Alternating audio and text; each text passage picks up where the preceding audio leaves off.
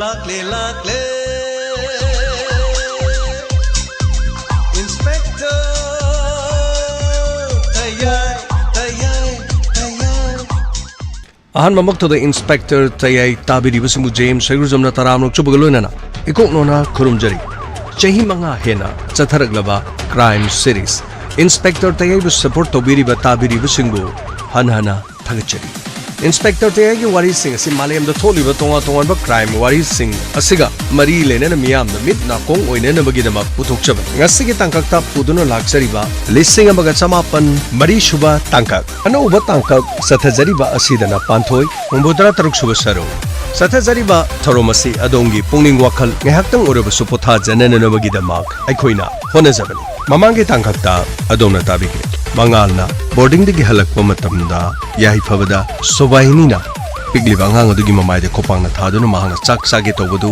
leimai de intharaga haidokki amadi pukham adu khongna kawki haibu wafam tamki thodok adu yahi phabana ngakpa oina khanki asumna mahak school adu digi yahi phabana ngang du puduna laki amaromda panthoi yum adu de leringe de khangodana mafam adu da yahi phaba changlaki wari asigi makha ma Kaino, Yamudon, I did Kangri. Carino Kangis. I should leave a Kangra. Hala created Kanga. Bookchin of Katian Salvagi Poche later put the Engo the Pirop. Priest the crab salame, Duga, Chakum the Tamame. Hot late talk with a Nang Nahamakagamanat. Kaidor Yamuto. I Kari soiba leiragi soiba nati tauge yauna tauba soige yauna soiba nangina sada yaunto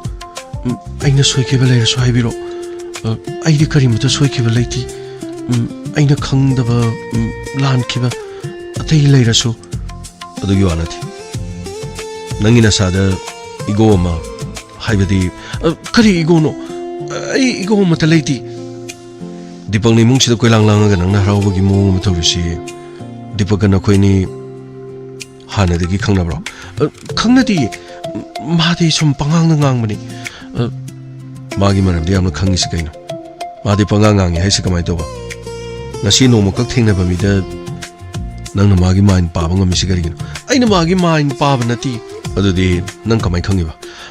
magi mong du da dum irai lai na khang ba di yamung to ai di Kaishu haibasuna ti Ekoi mana hangmada nangna mabugana pai doro doro tawi sakhum daga changa ga chaka sai ga na haidubu adumaina doro doro tawu doro nangna pamise asiguma no pasira banang yam pamise yamuto adugi nati madi sum icham cham ne koi koi dana mafam se changa ga chaka sakhi na sum haibani adugi wayam lai ai wanganing ti Nasana wakan kalu Yamuto Kari Asoiba Yamuto Yamuto si Ngasi mo nga mitaw to Nahan makay mana daba mo Ay bu kari Soigar jano As Kangdiret Magi manak jang daw ba As Amuk ngangak tana Is Kaya natin na loy razani niya Dipang nahaibada chumita na Nakoy Ay gimit na ba silo no kay Ay gimit na ba no Jam na pena no itaw no Ay Ato po Ay tamoy na ay nanari ba Ay nachakli ba se Noy kang di noy Ay ngon chakli ba may saksing sa amamam to may chakag ni ay na Noongan ba sok yam na kuy na ba se Amate hogana da bani ne o hogalo yakairo matam gi mausa thabak aphabisa ahing tum da makai mobile phone da namai ado thanga tana leibodo waramani hogalo ayuk ki sintha khara pangthok laga chaba thakpa loirega ne namai namit kesalaga aphaba phiron selaga amuk ka da phamaga metlo hogalo Mobile met pa thengkrani hogalo ne noibo kana mate hogatri mali ne taurisa abukshi ꯑꯩꯗꯤ ꯉꯁꯥꯏꯗꯒꯤ ꯁꯤꯗ ꯆꯥ ꯂꯣꯜꯂꯒ ꯂꯩꯖꯔꯦ ꯑꯩꯅ ꯅꯉꯣꯟꯗ ꯆꯥ ꯂꯣꯟꯗꯦ ꯍꯥꯏꯈ꯭ꯔꯕ꯭ꯔꯣ ꯅꯪꯕꯨ ꯍꯧꯒꯠꯇꯦ ꯍꯥꯏꯈ꯭ꯔꯕ꯭ꯔꯣ ꯑꯗꯨꯒꯤ ꯅꯆꯦ ꯑꯕꯣꯛꯁꯤꯅ ꯃꯌꯥꯝ ꯏꯅꯝꯁꯤ ꯈꯣꯏ ꯑꯇꯩ ꯑꯇꯩ ꯀꯧꯕ꯭ꯔꯥ ꯑꯩꯅ ꯀꯔꯤ ꯇꯧꯖꯕ ꯌꯥꯕꯒꯦ ꯑꯩ ꯀꯔꯤ ꯇꯧꯖꯔꯣꯒꯦ ꯍꯥꯏꯗꯅ ꯍꯪꯒꯠꯆꯕꯅꯤ ꯑꯩꯅ ꯄꯥꯝꯕ ꯃꯤꯁꯤꯡꯗꯤ ꯑꯃꯠꯇ ꯍꯧꯒꯠꯂꯛꯇ꯭ꯔꯦ ꯅꯪꯅ ꯑꯣꯏꯅ ꯑꯩꯉꯣꯟꯗ ꯍꯪꯗꯅ ꯂꯩꯔꯦꯅꯦ ꯍꯥ ꯅꯪꯅ ꯑꯩꯉꯣꯟꯗ ꯍꯪꯗꯅ ꯂꯩꯔꯦ ꯌꯦꯡꯉꯣꯏ ꯉꯁꯤꯗꯒꯤꯗꯤ ꯑꯃꯨꯛ ꯅꯨꯃꯤꯠ 18ꯅꯤꯗ ꯉꯥꯏꯔꯝꯃꯅꯤꯗꯣ ꯅꯣꯡ ꯉꯥꯜꯂꯛꯂꯕꯅꯤꯅ ꯏꯃꯨꯡꯁꯤꯒꯤ ꯊꯕꯛ ꯊꯧꯔꯝ ꯅꯪꯅ ꯍꯣꯠꯅꯔꯤꯕ ꯇꯧꯔꯤꯕ ꯃꯌꯥꯝ ꯌꯦꯡꯉꯣꯏ ꯅꯣꯡꯉꯥꯜꯂꯛꯄ ꯃꯇꯝꯁꯤꯗꯅꯦ ꯑꯌꯨꯛꯀꯤ ꯑꯁꯦꯡꯕ ꯅꯨꯡꯁꯤꯠꯁꯤꯗ ꯍꯧꯒꯠꯇꯅ ꯅꯨꯄꯤ ꯑꯃ ꯑꯣꯏꯕꯒꯤ ꯏꯔꯨꯖ ꯃꯥꯏꯊꯖꯗꯅ ꯃꯁꯥꯗꯨ ꯇꯒꯠ ꯃꯗꯨꯗꯒꯤꯗꯤ ꯃꯋꯥ ꯃꯄꯨꯔꯣꯏꯕꯅ ꯃꯆꯥꯁꯤꯡꯅ ꯆꯥꯕ ꯊꯛꯄ ꯌꯥꯅꯅꯕ ꯏꯃꯨꯡ ꯑꯁꯤꯒꯤ ꯑꯍꯜ ꯂꯃꯟꯁꯤꯡꯅ ꯀꯔꯤ ꯀꯔꯤ ꯆꯥꯕ ꯌꯥꯒꯗꯒꯦ ꯀꯔꯤ ꯇꯧꯒꯗꯒꯦꯅ ꯑꯌꯨꯛ ꯑꯉꯟꯕꯗꯒꯤ ꯍꯣꯠꯅꯔꯗꯤ ꯂꯣꯏꯅ ꯅꯪꯕꯅꯤꯅꯦꯍꯦ ꯃꯇꯝ ꯍꯥꯏꯕꯁꯤ ꯈꯪꯍꯧꯕ ꯅꯠꯇꯦ ꯃꯤꯑꯣꯏꯕꯅꯅꯦ ꯑꯩꯈꯣꯏꯅ ꯍꯤꯡꯂꯤꯕꯁꯦ ꯃꯇꯝꯅꯤꯅꯦꯍꯦ ꯃꯇꯝꯗꯒꯤ ꯍꯦꯟꯅ ꯂꯩꯕ ꯅꯠꯇꯦꯅꯦ ꯄꯨꯟꯁꯤ ꯍꯥꯏꯕꯗꯨꯗꯤ ꯑꯁꯥꯡꯕ ꯑꯇꯦꯟꯕ ꯍꯥꯏꯕꯗꯣ ꯃꯗꯨꯒꯤ ꯃꯅꯨꯡꯗ ꯆꯪꯂꯤꯕꯁꯤ ꯃꯇꯝ ꯍꯥꯏꯕꯗꯨꯅꯤꯅꯦ ꯍꯣꯏ ꯑꯕꯣꯛꯁꯤ ꯃꯤꯑꯣꯏꯕꯅꯅꯦ ꯈ꯭ꯋꯥꯏꯗꯒꯤ ꯃꯔꯨ ꯑꯣꯏꯔꯤꯁꯤ ꯃꯇꯝꯅꯤꯅꯦ ꯃꯇꯝ ꯍꯥꯏꯕꯁꯤꯅ ꯑꯩꯈꯣꯏ ꯂꯣꯏꯅ ꯄꯨꯈꯤꯒꯗꯧꯔꯤꯕꯅꯤ ꯅꯣꯡꯃꯒꯤ ꯃꯇꯝ ꯑꯁꯦ ꯄꯨꯡ 24ꯅ ꯁꯥꯔꯤꯕꯁꯦ ngasi amuk saksan hayeng amuk saksan hangsit amuk saksan lakadabaduna laknanabagi saksan ba leirambaduna loikhinabagi matam amamam nomagi pung kunmari kaksilibanina pung kunmari kaksilibane haibase miyoi ponomon amata khangti aina leiroidoba aina taibung thadokodaba matam adudagi ngasi haibase loiba matamda pung kunmari kakkhrabanina ngasi haiba numisida aina tekta kaidana asoy ngam yahoudraba adu oiba taradi pung kunmarido aigidama aigi leitaba numit adudagi kaksin khrabanine abuksi aigi mawani sidi aina pamadudi pak oidrabani aigi sani sinane makhoina pama makhoina khoida badu tap khalagane hekta puraga lakhiban adubu atoma simatangdi aina pamba aina khuchabida isana yaba dumtang khange haidana ningon singda ichani sida ina haijaban adubu ningon ani sida silasanu haidana biba ani na yaba pibadagi ningon ani na sile ningon ani su karino kari waroba leirabano khangdre irak lakhidre doibema merina gina magi mapurobena deven thabak tegere tayar toksangre sahi do ani don thona kena graba mana pama bani do haidana mongodagi sahi 35 hanbadu do hongi bani do amana police commando ni haidana muduba police ki mokhoigi karino zamandar aibra kaino oyena commander oyena madi ko chatana leire do thaba inkhang do yumda ngahak suti lakpada lakti police ti commander nataba mokhoigi atai khara pikpadu oiradi maduna bu yumda pupa lakpane yabajan khara sauradi yumda ga lakpa phangba nateda abuksi ekhoigi sida lakpiramba ningol sing amata lakit engonda su kitang warobra kenom su toki aina di ningol sing maramda kasudi haidaba kanana kari hajan mano khangti ekhoigi ningonda leiriba singodana aibo kari su khalamoi ai leiriba sidi ai yengoi se aina ne laitin khormagine se kaidarune ge nang loi chathokse makhoigi amata khaunuse abuksi horen makhoi hogala kanda dum inam sikhoi laga chamina jage hai kari gi chadori bano ne yau themo moidi kari gi chadori ge nang kokok chatho ai ni mung sida wa ingang da basida ne ai bu ne yamna thawa sadraban ai kari no nang sobaini ga ibol ga nang naraga nang chakra matung dei mung sida sa injang thongmagi ne dana kari no nupi mambira nupa mambira ke no mangang nei na to budun kam dore nang khangbra abuksi angonda di karim taidi inam si sobaini na mana loina sinba male ai di nupa na thongba thakpa se kai na chaning de ne nupi na thongba na chaning ne nupi ha ji di khara taru idana hadu bu nupi mak na mo salak na badi adu sune nupa de gi hena ngoi nupi na masana la badi na masanan ba lu banan ma nupi gi horok phamni dana hoi abuksi ai yare thengre atai dina hoganari bra hogatribra hey karino no panu pagi du kari haina re ngarang boarding da thamna bagi chalu budu yamung di chalaga mangan ga adum lak pochai kari kari langselo haibra karino adudi pochai kari kari wali kari kari kamdo ba abuk punamak ngasi sai singlora matungda ngaktong saibok thuksirana su khanjaba aduga pochai magi awat pakhra leiru sirana su khanjaba o chalam dai do aingon da hairo aingon gi sel pugadaban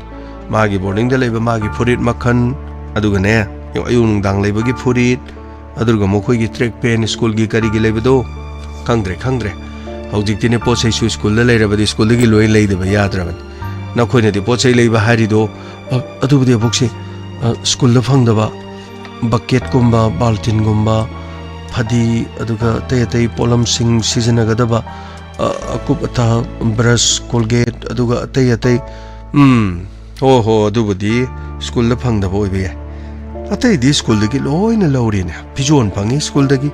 moja phawbane school dagi loina lauraban khara leirabadi ne litliba furit moja furit aduga fi manung da thariba khongrau macha phawba school dagi laugadabani hairak par khangponde school maming thadadi setpa yaro hairakadra khangde ne khara di pangtau ma tawi khara na ka henjana tawi haidana mama mapa singna kaya wakat palai adu ne hauji mangana leigadoriba school sidi afaba school imai school sida tamorabadi ne english ka sina barang ngangi ba hindi ga sina ne paidana ngangma jani makhoi gi mafam adu da tamadu dine hayeng NDA loina ne afaba mi ngak to oiba abuksi adugi di yamna nungai aishu aigi manglana ma hai nangi damakta ni ne khoin honari basa nang kari mata khanganu ne ai na haikhribadudi nang ne khoi gi damak tawbiriba mayam do hojikti matam du loisilakadore dan ha aduna nangonda ai na haidokibadu thabak ta pangthok ta yada bani ne nang na khangni duni ima sidi pangai da haijanba aduga ne abok sidi pangtau da toksinba nupi ama natte ko abok si ai loina khangsi abok si nai gi damak tawbiriba ipa nu pa gi damak tawbiriba punam mapok asida ai gi palem pantho apobi mai palem labasu makhoina phawba karisu to bangam loi yare adugi di karisu khanganu ko ai sumi oi bani ni aina maram moiraga ne nang bu thomoi sokna na ba aina kaidong nung da tawgada nate ne abokse ai karisu khanba leite hey thank you yengoi kari no nangi pochai leigada ba khotkada ba singa do loina thabak to tok sarur imungi de ne yengoi aina ne sai sing do aina ngasi di loina thongbirake iromba ma kangsoi ama ai adom tawrage abokse hai aina hariba sinina nopa do ngasi thinda ba yaro matam leitraban afaba school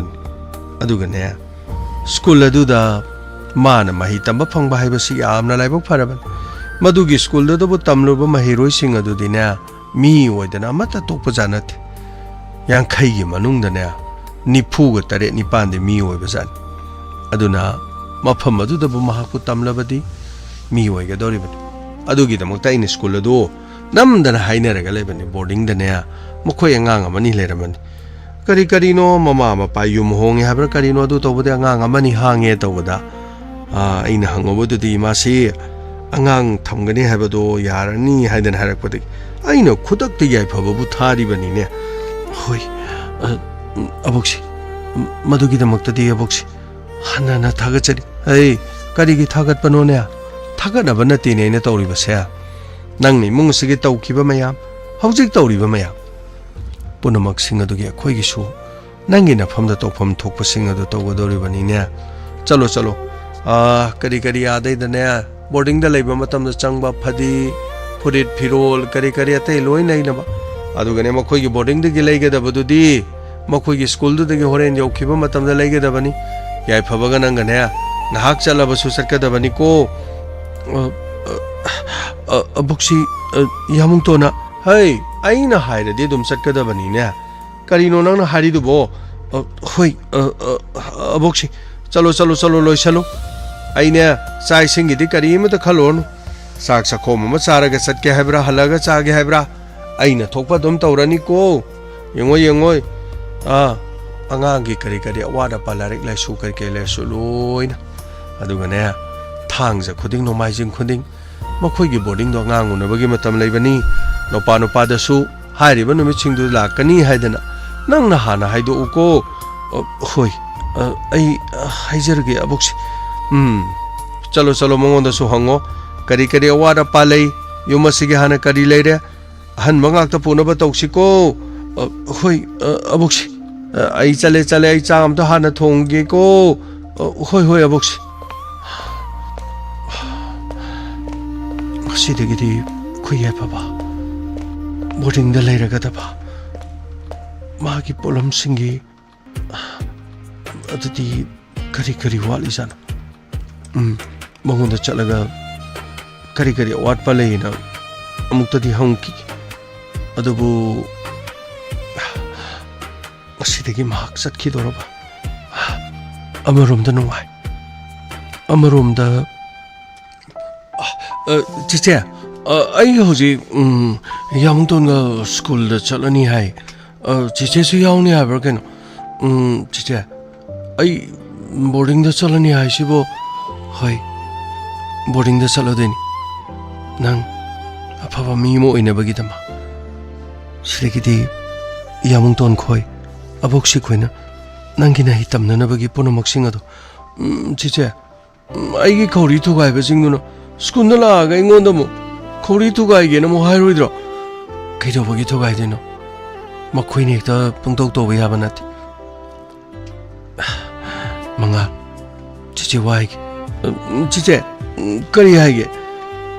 नंग मी ओइदबा यादबन नंगना मी ओइरबदी अखोइ नुंगाइबा हाइबदो ओइगदोरिबन चिचे आई चिचे ना हारिंगे लोइनी यानी चिचे आई ngasidige chani ai che ururoi ni yamna wai che adumaina khangan nangna mi oibado che lepna yengba ngamba oijaki ima ga pabunga leitrabasu aina nangi ima gi pabungi mauchen ga dorin aduka nangna aphaba mi mo oibado नंगने इमा की पाबुंगी ममांग दा लेपनी खलगा चिचे की ममांग दा लेप गदबन चिचे लेरी से नंग मिराइरबा आइदि हारिसिनि यं चिचे आइदि चिचे बो करिगी मिराइ देनो चिचे चिचे मोइगी स्कूल दि यामना चावे अदुदा आइना लेदु चिबो चिचे हयें करीम त खनगन अदुगिदि अबोक्सिना लोइना पुथोकनेना हाइबनि मखोइना पुथोकपिबा मखोइना सेमबिबदो खोइगिदि लाइबा फबनि चिचे उसिदगिदि चिचे गाइगा चाक चामिना फंगरोइको चिचे चिचे उसिदगी चिचे न मोइ मुंगदा चाक चाबदा सगा खरचा मोइगी इंसांग अरेम्बा खरचा अदुगा मखोइगी मुंगी थबा इंखांग तोरंगिदा चिचे न अमना कौरपगी चाक फावबा पुक थना चादबदु चिचे हयेंग वाई चिचे आइना मी ओरकानदि चिचे आइना चिचेबो नुंगाइना थमदोइनि चिचे चिचे मतमदुदा चिचेबो आइना आवादा पामथ लेतन आइना थमदोइनि चिचे मंगाला नंगी मंगलादनि चिचे ने हिंग्लिबस पथम पुनमक्ता नहिना सिंगदा थवा यावनो होनगदबनि अखोइगिदमक्तदि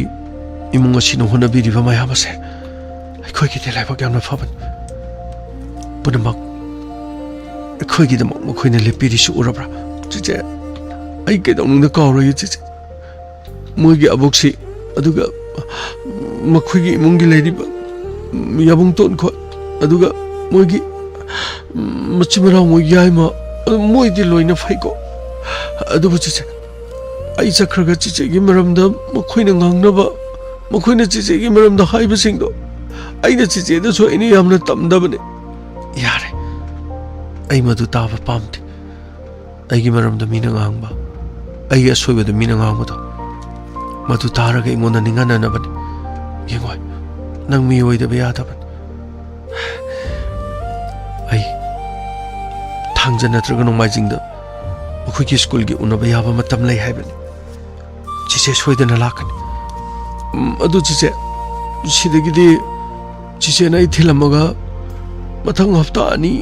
ohum leiraga di chiche di yum dagi lahani ko chiche mafam sidagi yamung tonga langmina roi ko chiche kari ki dam tuwari no ai akhoi khungam du dagi oraba sodam lakani chiche gi cycle lai adu natraga line bus ta lakani auto da lakani nang mi oi da ba ya da ai na hari se munata thabak to ba matam na singna ba maga thabak to ga da mai pak ta ba ya di khandana chat ga da lan chang la basu mai thi gani mi na hat khi gani ai thwai tha gani khanduna lan chang oi da bani ai phanayam mai thi ga da ba le ra basu ai na mai pak ka da bani khalaga khong thang jin ga da bani ai na tori ba thabak ama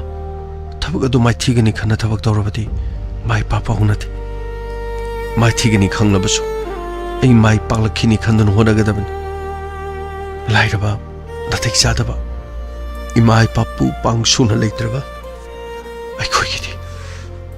tha ja ba hai bus te gi hen ba atop kari su lei da chiche chiche tha do ga chat ba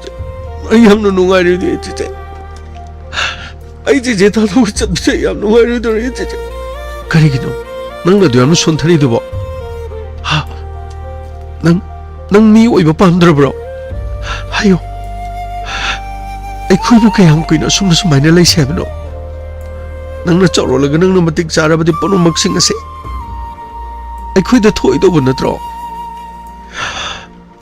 lai khayo matik sa ba mi oi ga da thabak to ba do da ba hai ba du di nang na pung phana na he he ra ba di na sa ki thabak adum lakan phanayam na nang na exam ke ya pass to ra ba su nang gi standard ke ya lai ra ba su nang na mapung phana la ri hai ta ba mi ora ba di nang gi chana pham lai ro mi ma gi chana pham hai ba se masana ma hi hai ba da ni hai ri ba ma hi do thabak to on thok thunu sejana hai ba do mi ma gi chap chap matik magun mi ma gi matik magun di ku chu ngau ba sel pai ba masak phaja ba du na the aseng balan di ma hi hai ba pukchel chaw ba nungsi ba khang ba khona ba kan ba mi gi awa ba bu uraga mi gi mateng pang mangam ba madu gi thona du lege da ban khoi chiche ai matam pa nomok de chiche na hai be in gani chiche ai adu ma hai be in gani manga ama yamu da kari gi no ai lai khang khang na chen sa le ji ba nati yamu ton lak pa du da thong hang do ke na chen thorok pani soibadagi yamuton lege sen kramal yare nangi tokpon tokbodo torur manga yamuton pochei te awar pa singdo muni yang salo nangi tangai phada ba se sinari ba singdo chamana ba sing legedam ojik chakadam ni kathel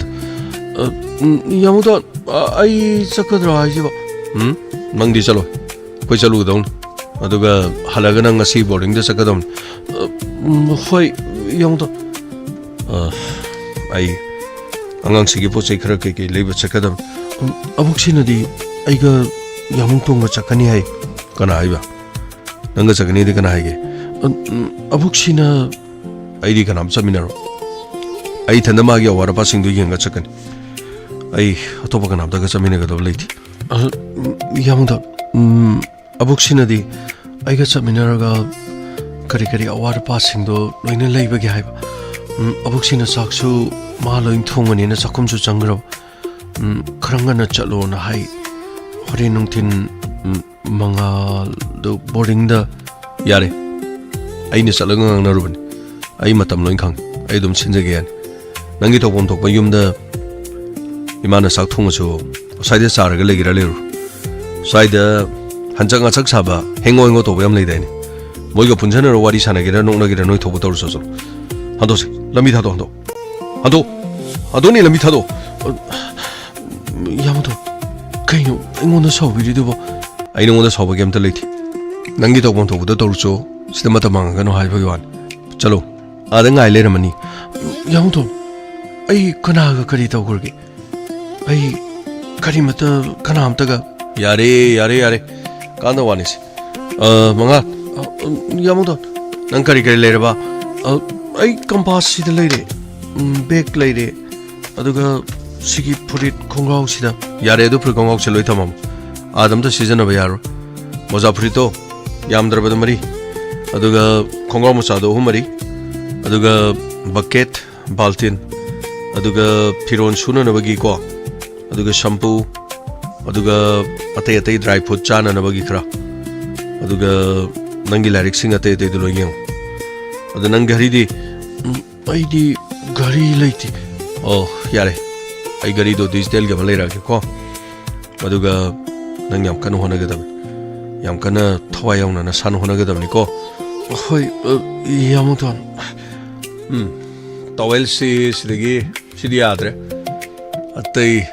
towel do mamuga lawrage. Aduga water park ke legedi yangake. Nangi water park lady sings the gangs and media lay pontine. Natra. Angak pani. Yumasida nupana akrala hingo to miam lay. Michina agrava yening. Stay the mopana Pachakador Kariwali Kadori and Wiwality. Canada two. Hi, Losalamoko, Nangi possessing do Kaki what kedum thing. I am the Togi. Hi, Yapaba. Ima, Karihagi. Polam sing the labor the nair. Yoy. Nanga Panthoy, Sadminagadam. Ima, Chamiro the Yanit. Hey, I know how to see Nina. Ima, hey, Sadminaro. Adugane. Kari no hangi polam sing the low in a minaragane. Konganalo. Adugane ang boarding na muktinanaba. Ima. Salona in a harisinina. Ima. Hey, Kadai do not salidubo. Kadagi, Pochekro, Togi. Chalo. Panthoi. I see the lazy. Posedo Karikaria, what paleraba. A book, I Karikaria, what palayana, hungry. Yoy. Karikaria matachi tadana low in hono. Put it over do, uniform do, yam drab the home, Marie. Go. I'm a Kangayaro. Hoi. A book. Aduganea. Magi Larigla show at a taste the lady of Manakaya River Yongo, or what palette this school the Gilo in a logadabani. Hey, Aduganea, quick school the Gilo good of a pretty piron yam labani. Punumaxing the Mapanigi Labia, the Yam Labanico. Hey, Amata Sangtan, we have a natty. Hoi, a book. A book, Dudi. Saloni and Solo Saluro, near Machitolanina. I dinner. How I do, pull them up. So, talk Salaganea. Nga, Yavan, Hangi Krele, the coke Tadaraga Lore. What in Willa, Sanning with Carino, Yorongo Gerakadogano to Tokotozo. I get in a Karimeta Viralite go. I Tangini. I Magi Polam Kake Lane of Pisado di. I know when I have the Loina Pirage go. A box. Pare. Loselo. Hoi.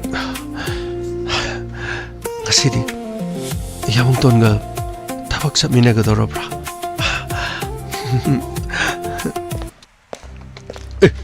Kino. Good morning. Young and a city, the office at the Kabiruani. Come I to be on a seas with young lights who sizings a bit of bro, Kari.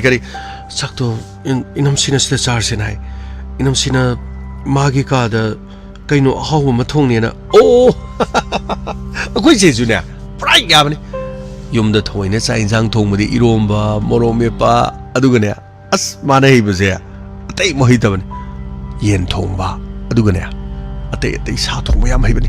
Sagam Bomba, Uti Tomba, Gangsoi, Adugane Ahalaman Zaba, Kamine Simagi, Alu Tankaga Toroga Hawaii, Popolaga Tomba, Scobima Soy, Asa, Yadami Karinta, Usoi Kake Torogana, Gangsu Subragano, Aduzu Piel, Uti to Warisune Piel, Sagam Bombazu, Piel, put a Piel Gatan, Adu, Mana quite Habam delay, Makando. ꯊꯥꯡꯅ ꯃꯀꯛ ꯑꯗꯨꯒ ꯃꯔꯤꯟꯗꯣ ꯃꯀꯛ ꯉꯥꯔꯤ ꯈꯔ ꯑꯗꯨꯒꯅꯦ ꯇꯤꯜꯍꯧ ꯆꯅꯝ ꯈꯔ ꯁꯣꯏꯔꯦꯔꯒ ꯇꯧꯔ ꯃꯀꯨꯞ ꯁꯣꯏꯖꯜꯂꯦꯔꯒ ꯃꯗꯒꯤꯗꯤ ꯀꯩꯅꯣ ꯃꯔꯣꯏ ꯃꯄꯥꯡꯗꯣ ꯍꯥꯞꯆꯜꯂꯦꯔꯒꯅꯦ ꯎ ꯃꯣꯔꯣꯛꯇꯣ ꯆꯥꯛ ꯇꯪꯈꯥꯏ ꯑꯃꯗꯣ ꯃꯀꯛ ꯀꯛꯑꯒ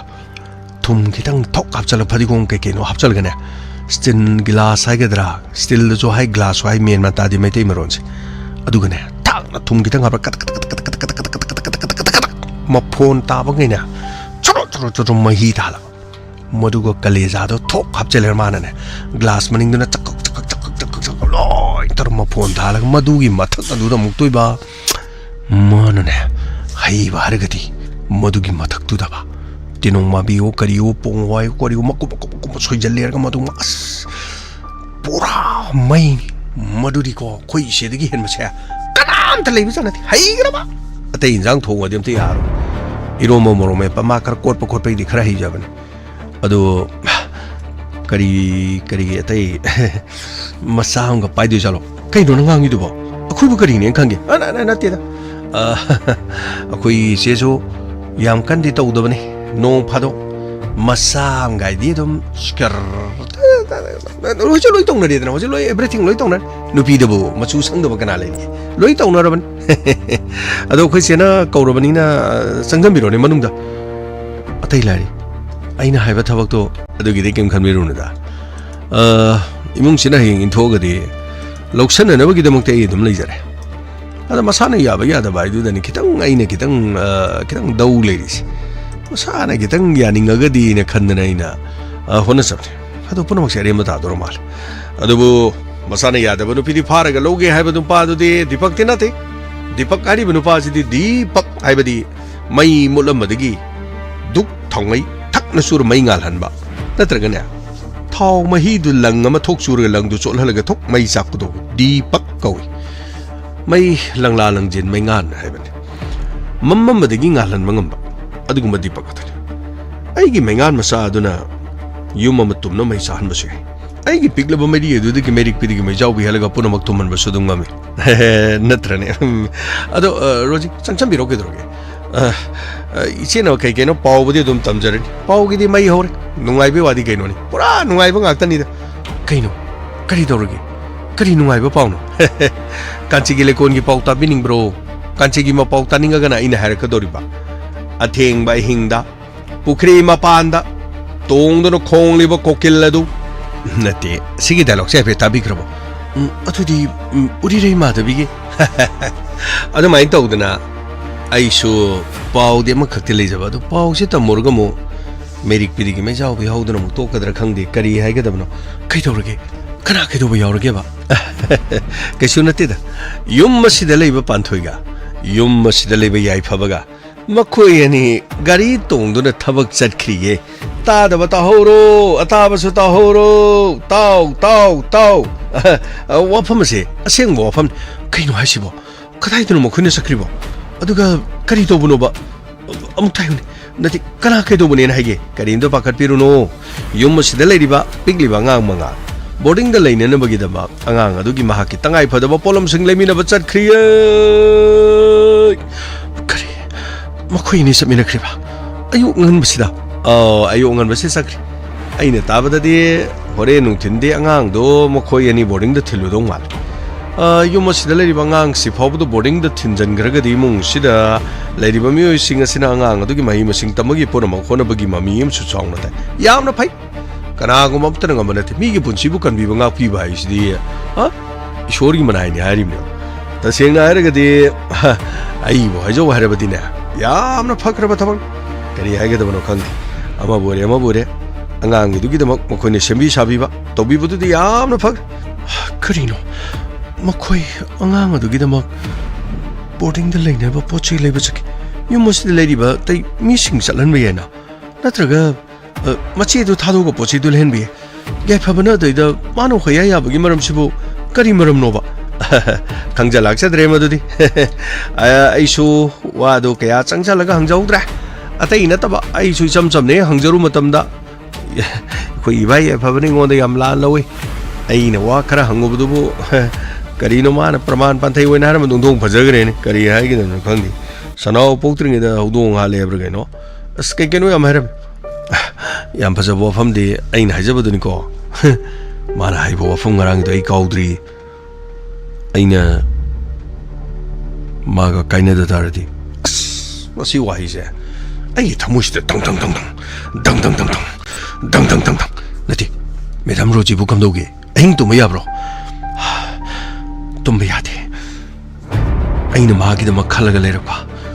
aduga mana ngang thuruli bonga aigi mung manung da sel thum sanalupa aigi pham da lan thum kari mata wat panati adu magi ma pan da su engineering taminare nati no engineering taminare ku dosi kani ma pan da le minare kaino ka ga pula kaino no living ngai bra kaino panglai da le minare ga kaino thong thak tra cha da koi da lang da nga khai da masti to ga le noi kaino masti gam da to ro bro noi bo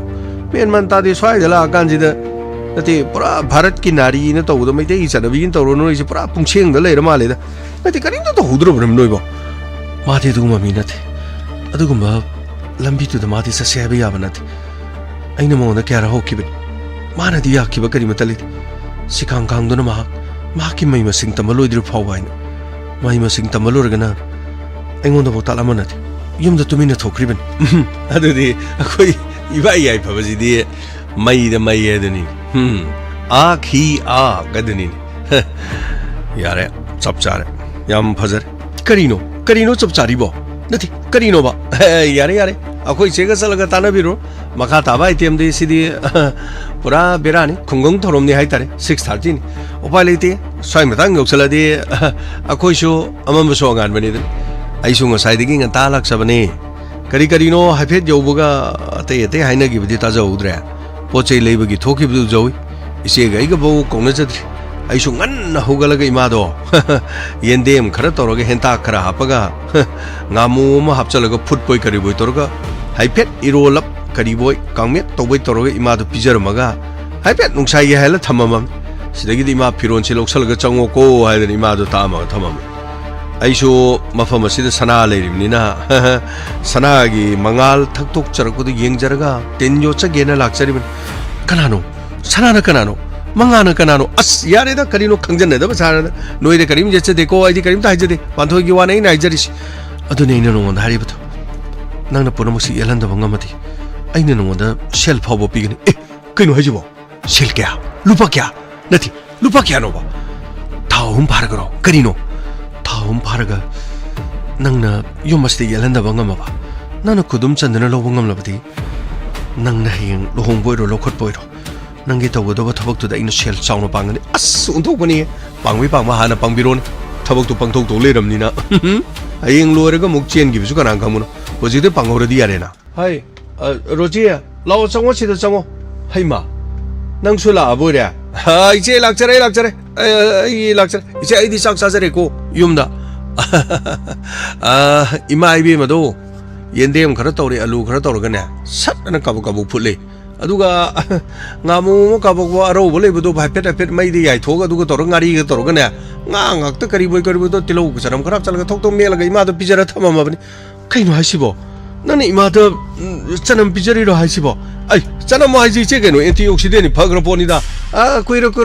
ai hore ngak ta mo de dum la yani ima do maning me adane adum kai keno na phi ga phoi bangam jai ko karim ta tang la ga la ene ko hai ni dana ai che paudi ta jare karino mari lo karino ke to do khara kitang e hore yaw mo tang khang na ba to biro swai si dai ju imung sigi kai keno achida kom hai ko le kon je ga ge ga swai le je ge ngai do ri imung ji swai da hai law ni ro ji si law ne inam se kari mata pau ta do bro hai kai do re kari pau no makhoi ni pulap chamina ki hai sibo e kadai ta chamina kri ba makhoi ni opano pa boarding da leina bagi mangal boarding da tham do re adugi polam kai no lemina ba sakhi na e engod di kari mai dina ikhoi ma se su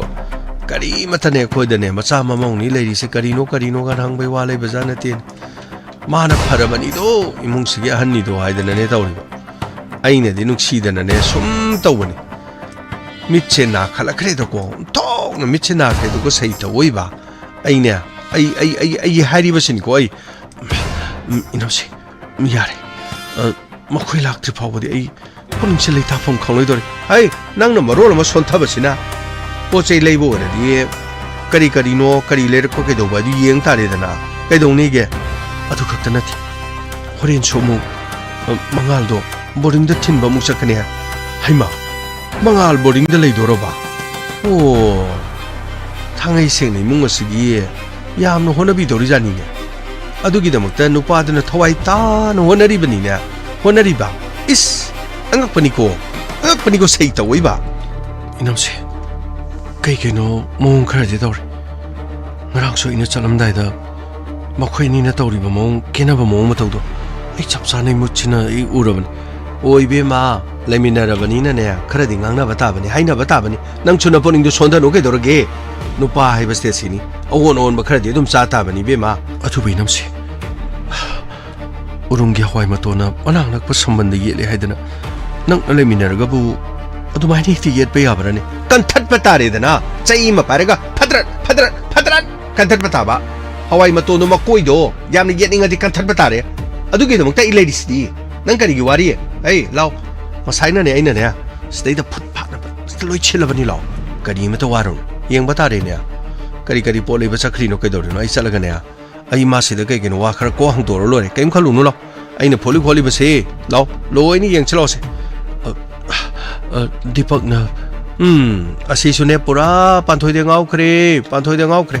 ngau bu ngau ra di ma na ga ne thok na ne makut pa ra ho ji ching ga cheng ra di wayam na ne na ai pakat bu pakali bani ma na marol ma ne machin ji yang ba ga ai di ne tamang ma na ti inam si adu ra ba di aina ma gi da mo mateng pangani kari no ne hari si bo nang bo tha pha di nga sil nang na mo tha pha gi ra pha ro ra ma de ina sungeng ngeng tre mafam asida ma laiba isung pam ai mana sumai sum no ge toksilaklavadi ai karigoma khara tawdaba sungya yar ai tawraba su khana raga tawdaba ni na nang na hekta puning chonda ganu ne law manung changji lawse wari sana si law ni nang bo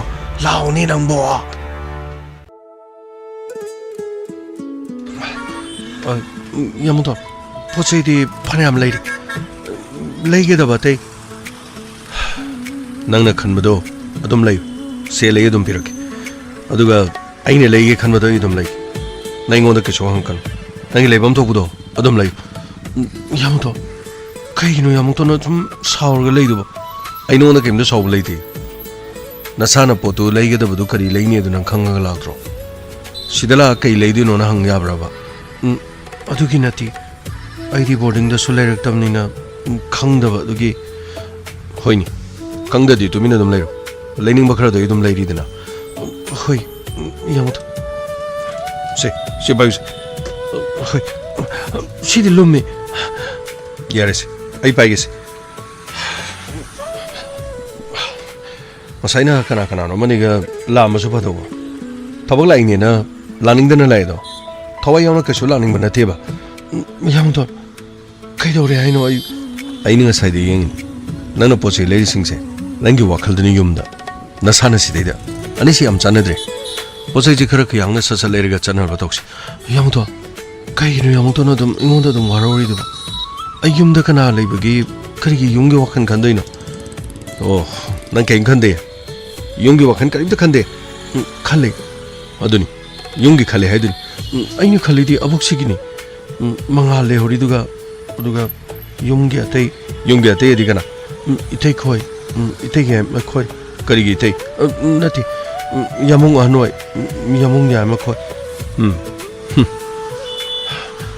kai mana sum ngona sum saurish aine saurish mongona haibi ya da bagi wanis nupi gi thamoy ya pai belection alugi mathen ai khoido si sum thikalei dei sum yamuton loire adudi chana batoksi yar muk boarding da muk sakadaban hoi yamuto law chasilo yamuto sige pochei ji wali oh piro ai pogis piro sira piro yani yamuto simade iparak yare ai paigis kai no mana pung chakon saurisi ko tobungom da khangdi sai to wiba kai no khangti लो काकुलो गाड़ी से ले रे काकुलो चसे लो 가리 여봉도 떠오래 서로 서로 미만은 따디 떠오르고 터벅 그디 뭐 까맣대 마이 빡터바이 아두고 콘무기 빵토끼바 터벅도디 호스피탈에 살라 달렌 아두고 뭐이 톡분이 아이기디 셀 방글로레 어이 마이클 제켈 가리 너 통한 아돔 사이 토끼누네 아도기 보더도 거기 안 하다 보니 타쿠도 아쿠 쇼나 근데 저 빼야다 브로 어이 아돔 란살루누네 아돔 마히니네 라이 겟 라이디보도 아도다게 란선 메야디네 타쿠도 마타 까왕 모두 가칼라가 숨레 까리노 뚜르빈 바리 잉이도 까리 두르빈디 까리 잉이도 까리 우리노바 어이 까이무 보나테 너니에다 좀 라이고 그래 레디 turbinsin uri ba pak chaw khurbe lamsigi mapuji pabung to noi be arimda pabung to noi rega di ayeng ai gi su mache dam piu habda dum yar ka dori mindina ado di chinna khoi me apuna le mi nei dana khoi ba unu pi dra su khoi ani na zeker ngai ga dum pula ga dum pi ra ga lore ado gi no kai gi wai no kai no khang di chai do oi ba oi no ni na pi ba ni dana 뻥똥의 비비던 애는 밤이지. 아수쿠이라 마탐제이나 뻥똥이도 호너리지 난 강드로. 아디다 가리물래. 시디 가리 시디 파제야. 타라이도 얼마래. 타니 시디. 제가 시디 가만히 더 보너세. 아이마. 감그래. 가리 감그래.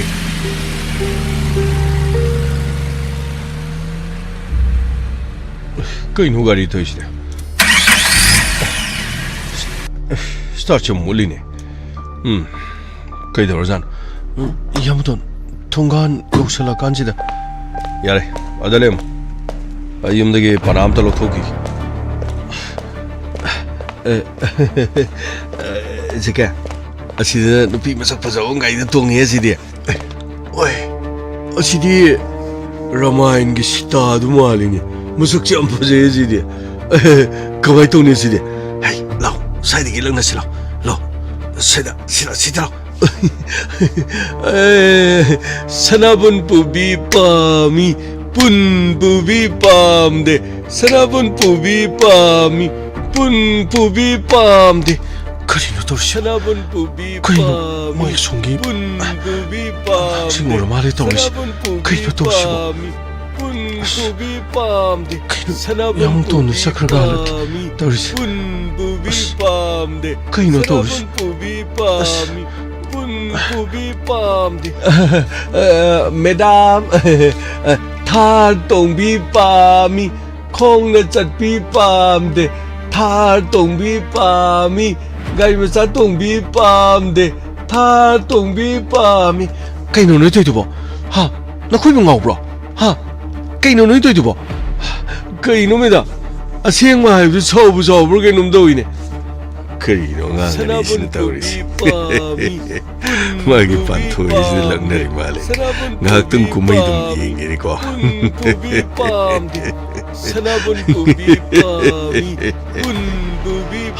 한도 cái nó nói tôi được 한도 xin ai cái nó nói tôi được cái nó nói tôi được ha cái nó nói tôi được 아유 야 봐봐 cái nó ăn không thay được cái nó ăn không thay được 다 그럼 나 사기네 토도도 나 사도 나 sak문어콩 마두가 왕왕 아이기 통가나 스먹다다 아이기 로이네비도 우시 토이러버디 짜이 잡다만 이봉아 낭이 로이네비로도 뭐아 와이브네 들으네 타 홍기네 들으냐 타 홍기로 밖에 하던 강너버너 거이수 타 홈나 티네 Numit mari mangani to waise kidna lupa kya de yakdage ta khudum nachin nari tat kad wangang no nari le budi makas to mo nangak chimdo tatit pongo mamin nang nei ngak sam tadir ka dori ba ei ngarangi ngakha nasana nari le budi 달란 마탁 어디기 막하다 고모 마품 맛이 엮고 마탐다 아이네 너한테 그리 또 뭔가 미하다 너한테 이네 소이드나 다 그래 나를 내려버디 고모 마품 맛이도 고모 아이 그 동네래 그 동네게 대마 우시 토이드는 다 그동네 돌이비싱 다 그동 나 아이네 이행에 인형 이몽 것이드나 아이 코이기도 막 터벅 떠오드는 레름 나 사기 구동 잡아 가르기도 막능 이크라기 юм도 잣기면 능 까나노 하이버메 문 생나 강무잔 이몽 어드드나나 각샤비 사드나 오이로도 망란 그런 망갈라가 юм무스기 로우 인콘 문노비 호나리비도 야이마 일레리 마텀도데 나쁜 치다 나멍도 망그노이 나쁜 치다 나멍도 망그노 야이마 능시 이봉어 능 나사나 칼리 능시 야나 파워풀 로이바 미니 하이드나 능니 간자리 이봉어 나망다 파워부 망그노이 아이 코이는 까리 떠오로 까리 하이브도 능 나사 카라 강조 아이 юм마시다 타박 떠오드는 레이 모르봤어 나 코이기나 빠붕 레링이 맞다면 나인 호너자키 바이나 와바 보는 먹싱어도 나 코이기나 빠붕의 까림도 강감들어 아드보 아이는 나 코이기다 마도 호너링이 나 코이나 얘기했던 마도 싸로키빈이 나 코이 까오구노 나랑이 ngakhang 악더니 헤이 ngakha 아비게 안강 아니도 막하다는 굿타라바디 어이 고자오너 그니고 아파보이로 해리버시니 낭케도 돌봐 나 코이기 안강이 시나 반토이도 시토이도 만나도 헤이 너희니 따쿠도 거의 불에 따쿠도 헤이 그타그노 로우 저저 마이케 로우 저저 불에 헤이 나 코이는 파워리보다 노모디 코이도 없는 소이들은 마상 다가네 나 코이는 안강도 그 타부사이 그 슈냈다만 나 코이 에이 코이도 없는 나 코이기 나탁다 그리 더 bunga 미용 따쿠도 나를 내려디 고모 아이 cái đó nói tôi sao cái đó nói tôi gì bảo tao rồi tao khuyên đúng là shit ya đấy ai luyện ta đấy nói ngang này thôi tao khuyên đúng ya đấy ông tôi tung nó gì paraso patraso tao khuyên đúng ngang sinh cái quân sinh là cái ya đấy ai xong nó cảm nó hơn cái tao khuyên đúng xong nó ngang cái rồi ha cái làm video thôi là cái tao cái tay xe tao hắn imong xe CCTV lôi nó bảo CCTV footage na angang sing se tori chain loi puthorga police case tora da phawero ta khudung wakhan mun ta bio aujo se imung ngo sida kai dori court kari thengna ta khudung mun khang bio ko ai loi khang matamam da koi mungi thabak torom ba ta khudum no waram ba khoi loi khang ta khudum na to mo cha ba gi dam sakhi banga ta angang sing sida le se ai gi inaw no pa yai ma atoma makhoi gi damak mayam bai le le ba khak ko Pukan panganba lo na huran na lada pukchep ta thang na thin magi thabak se tong kumsi naril le rabade chummaran do court ngamda batanas ain khuto paina kumsi ai angang singas ta mai piro chango na koi chango ta chango haibne oi ta yaima ta panthoi Chong Hey Gari say thogjalak Ta khoidom Angang ani do mapan tholakon Sanarabaso som sanalo som nakanda karan thalakon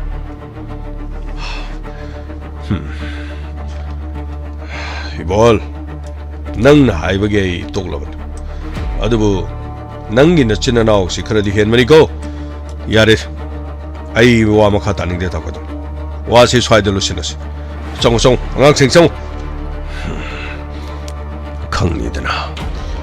khoi du mai kana no hai ba no khoi na khang de na khoi gi mung gi da mak thobok ai na tor ma ga ta ni un chil ga hu jing na khoi na ai bu ma sak khang da ba sa ba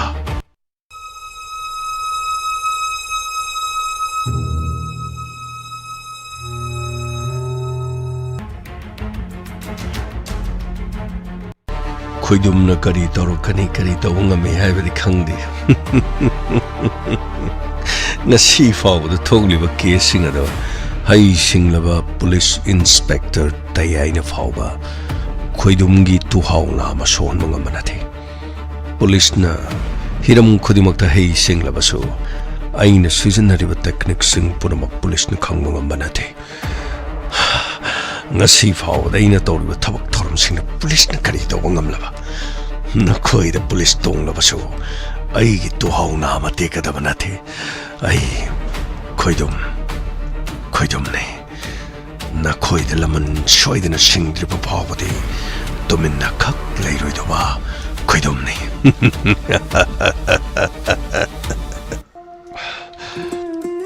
khoidog yamna sogale yamuto karigino moi nathai sadaba ngangsingdugo manabiridu karigi nathai sadabno moino shitoidobu yabraba nati makoino shitoidobu yabro adubudi chumba yamungnadi aiga kari mari thongnai hairaga makoigi mamangda kaidorba pharasu phatrasu thahum sigidinan aigi nubi thahum phadringai sidadi kanagumtana haniging ber aduga niyom su kai ber adugi oire thahum hen gragadi yari panthoi chang polom singje sacha pusalo aingoda wayang hangano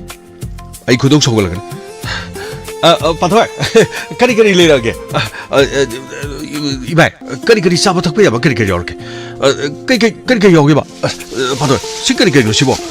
angangi laring ne pironi karimte yawdi chaba thakpa yaba khari yorktro as ibai kano khara chaba thakpa yawu yaba si yawradi padone asomdana koi cheoina kaino somda imashine sida hawai thongena somdadi lohore marin wo makan wo kari wo football tawbo aidi karimta sajarke kitang di test tawjare somna kan de kethen ibai wesa kibu keno hobole lerangane na panthoina keno soi lerangane khalik panthoi keno sem angur komla ke yawtraba as nabu phadi seidoba awda sarga noisu loilai akoi ju kitak sabi yawdroba kemti yawdroba ba kemti yawdi kemta lerakte haraga panthoi sibusalo yamudo sak keno ibai sei saubra kenom toina ibai sei saurisibu kamai torino ba khangdi yesu panthoi somda law nang somdamda law yamudo law somda law kari ai yamudo no kaure sapiu ngai somda ai na pe dai ru je kok sangre somda adubu thahongi matungdadi ai leiri kaino nangna asidai de mengo ngo to leiri debo kaimta leiti yamudo no chakraga yare sida sumlayo pochai am to loishalodri boarding da muk chatoi na salam dai do ai ge dum sas sika dum le sadum pham le asom da pot amata loishalodri nangi siam chaning wei wani ne yamudo adugi nati adu nata de dum le halerga boarding de saladong hoi yamudo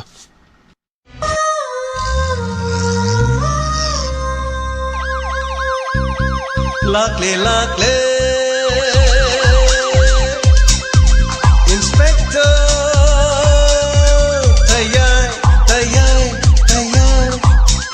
lakle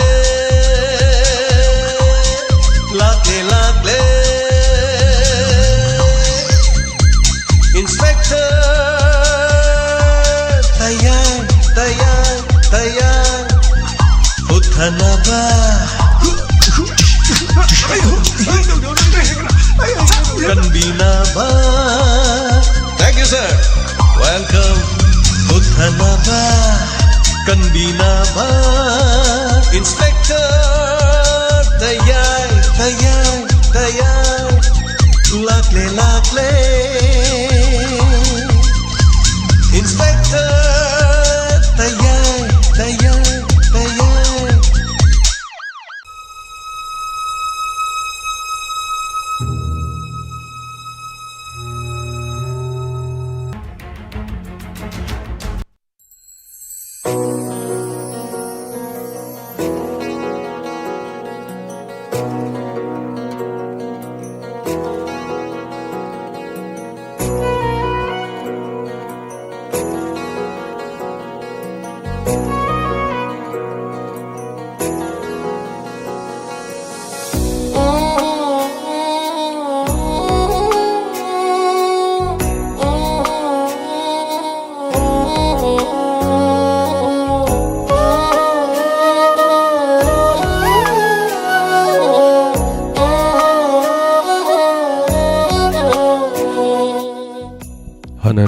थागचरी असगी संदोक्चरिबा तांकक्ता पांथोइगी हुमद्रागा तरुक सुबा दुगा inspector तयाइगिना लिसिंग अमगा चनि गापिगा लिसिंग अमगा चमापन Subna असगी तांकक्ता संदोक्चरिबा मरी सुबा सरो ताबरिबा सिंग तराम नोक्चरी सगी वारी तांका कमदो बिबगे सगी तांकक थेगे तोंगानबा लंबी मदा मुक्चाना नबगी तांका कमनी सगी तांकक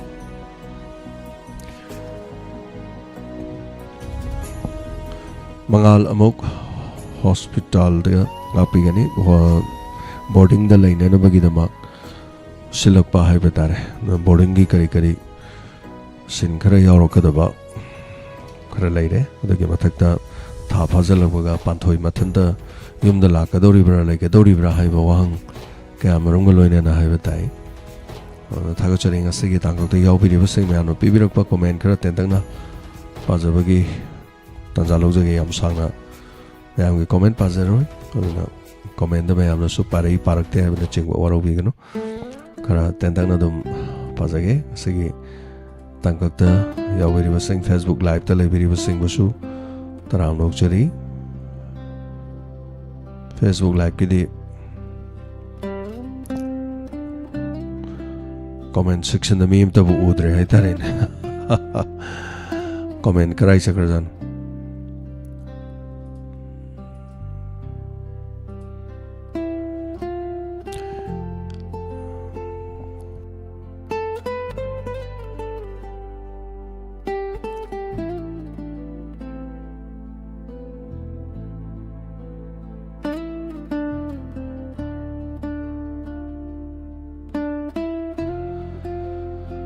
Thank you so much थागचरी हनाना दगा असगी